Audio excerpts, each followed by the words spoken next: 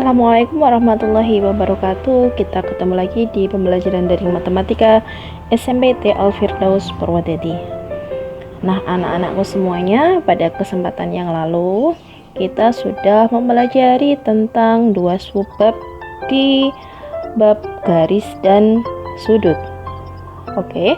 Nah, pada kesempatan kali ini nanti kita akan membahas dua subbab lagi, yaitu membahas subbab tentang sudut dan hubungan antar sudut.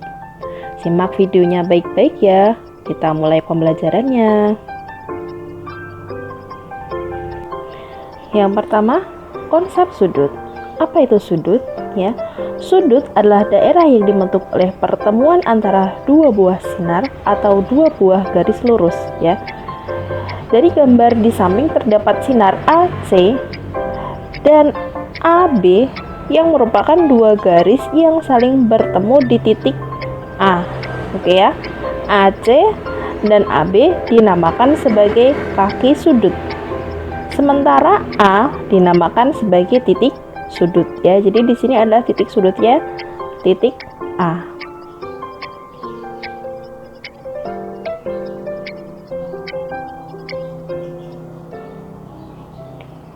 Yang berikutnya ada bagaimana cara menamai sebuah sudut. Perhatikan gambar di samping. Pemberian nama sudut dapat ditulis dengan dua cara, yaitu dengan menggunakan 3 huruf kapital, di mana titik sudut selalu berada di tengah, yaitu pada gambar di sini dibaca sudut KLM ya, atau sudut MLK ya. Titik sudut selalu berada di tengah ini ya. L-nya selalu berada di tengah yang menunjukkan bahwa ini adalah sudut L. Ini sudutnya ya. Yang kedua, menggunakan 1 huruf kapital dengan huruf itu sebagai pusat. Dari gambar tersebut dapat kita tulis sebagai sudut L ya. Ini sudut L. Kalau sudutnya tunggal bisa kita tulis dengan 1 huruf kapital saja. Seperti itu. Jenis-jenis sudut seperti yang sudah kalian pelajari di SD ya. Ada sudut lancip, yaitu yang kurang dari 90 derajat. Ada sudut siku-siku besarnya 90 derajat, sudut tumpul yang besarnya lebih dari 90 derajat dan kurang dari 180. Kemudian yang keempat ada sudut refleks. Sudut refleks itu yang besarnya lebih besar dari 180 dan kurang dari 360. Kemudian ada sudut lurus. Sudut lurus itu besarnya 180 derajat dan sudut putaran penuh ya. Sudut penuh itu besarnya adalah 360 derajat. Oke. Yang berikutnya, hubungan antar sudut. Nah, jadi sudut-sudut itu ada hubungan-hubungan tertentu ya. Yang pertama adalah sudut yang saling berpenyiku, kemudian sudut yang saling berpelurus, dan sudut yang saling bertolak belakang ya. Sudut yang saling berpenyiku itu membentuk sudut siku-siku atau 90 derajat. Artinya apa? Artinya sudut yang saling berpenyiku kalau dijumlah besarnya 90 derajat. Sudut berpenyiku disebut juga sebagai sudut yang saling berkomplement. Kemudian sudut berpelurus, yaitu sudut-sudut yang jika digabungkan akan membentuk sudut lurus atau 180 derajat. Sudut berpelurus disebut juga sudut bersuplemen. Oke. Dan yang ketiga adalah bertolak belakang, yang mana ketika ada dua garis berpotongan, maka dua sudut yang letaknya saling membelakangi disebut dua sudut yang saling bertolak belakang. Sudut yang saling bertolak belakang besarnya sama. Nah, untuk menyikapi hubungan antar dua sudut, kita bisa masuk ke contoh soal. Contoh soal yang pertama, di sini lihat ya. Ini termasuk soal saling berpenyiku. Diingat-ingat tadi sudut berpenyiku atau berkomplement jumlahnya 90 derajat. Gambarnya seperti ini ya.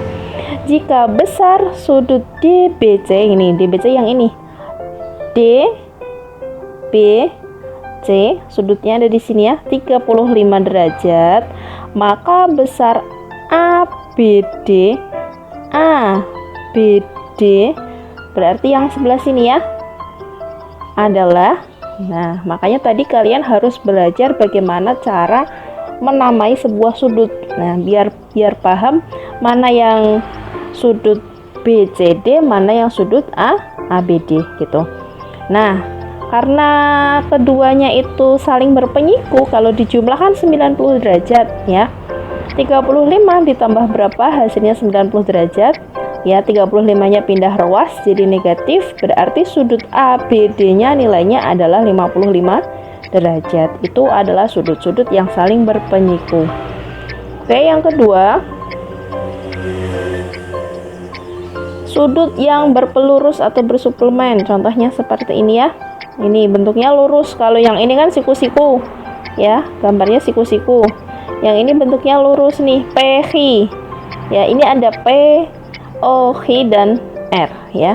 Jika besar sudut ROH, ini sudut ROH, O nya ada di tengah, ROH berarti yang ini kan 127 derajat, maka besar sudut POR adalah ini, POR. Sudut POR itu yang sini ya, adalah karena dia sudut yang saling berpelurus, jumlahnya 180 derajat kan, maka 127 ditambah berapa hasilnya 180 ya.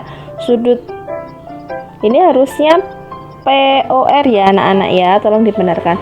Sudut POR berarti 180 derajat dikurangi 127, maka sudut POR adalah 53 derajat. Caranya seperti itu ya.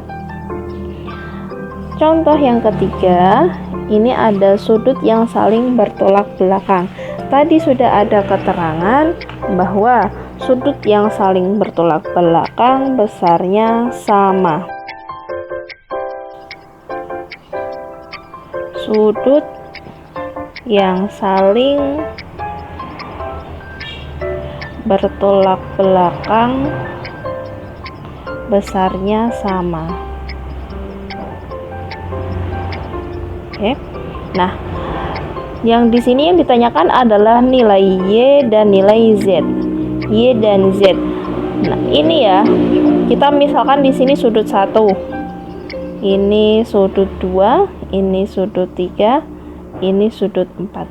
Yang dinamakan bertolak belakang ini adalah sudut 1 bertolak belakang sudut 3 ya. Kalau yang sudut 2 bertolak belakang dengan sudut 4 gitu ya. Nah, karena sudut yang saling bertolak belakang besarnya sama, jadi bisa kita tulis ini kan sudut 3 sama dengan sudut 1 kan besarnya sama karena dia bertolak belakang.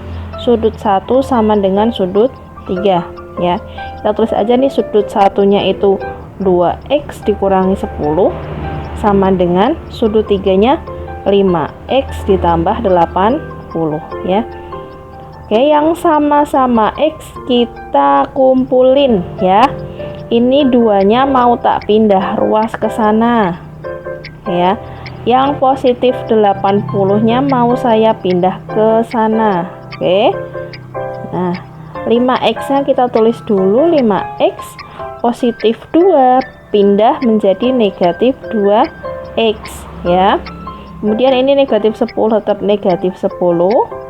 Ini kan positif 80 pindah ruas jadi negatif 80. Oke.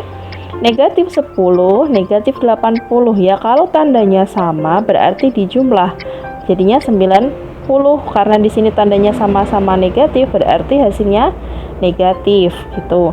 5 dikurangi 2 kan 3. Karena dia punya variabel x jadinya ditulis x ya.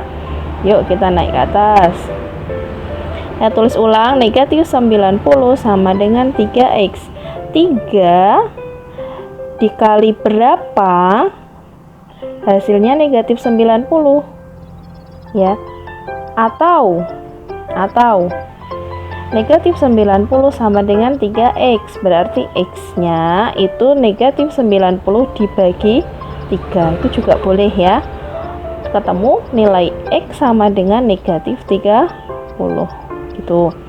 Nah, dapatkan X-nya negatif 30, berarti sudut satunya besarnya berapa?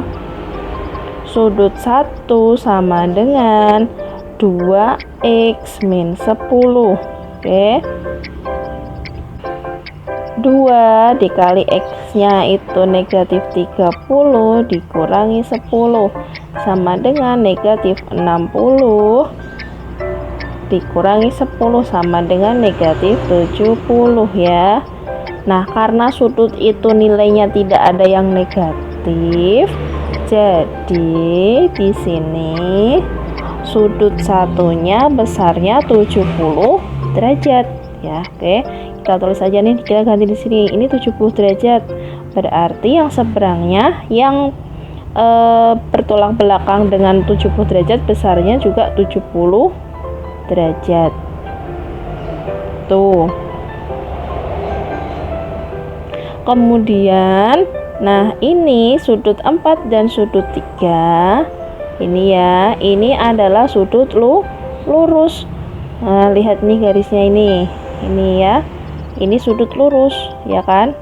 Sudut lurus besarnya kan 180. Nah, kalau di sini 70, berarti besar Y-nya berapa? 70 ditambah berapa? Hasilnya 180. Ya, jadinya sudut yang 4 ini atau Y ini 180 dikurangi 70. Berapa hasilnya? 110. Kalau Y-nya 110, besarnya Y sama dengan Z. Ya, karena bertolak belakang, berarti Z-nya juga nilainya adalah 110 derajat. Itu cara menyelesaikannya, oke? Nah, agar anak-anak bisa lebih paham, kita ada soal yang harus, yaitu latihan soal di buku paket halaman 224, evaluasi bab 7 nomor 3, 4, 5, dan 6 ya.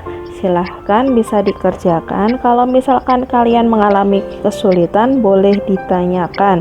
Sekian video pembelajaran dari saya, semoga bermanfaat. Wassalamualaikum warahmatullahi wabarakatuh.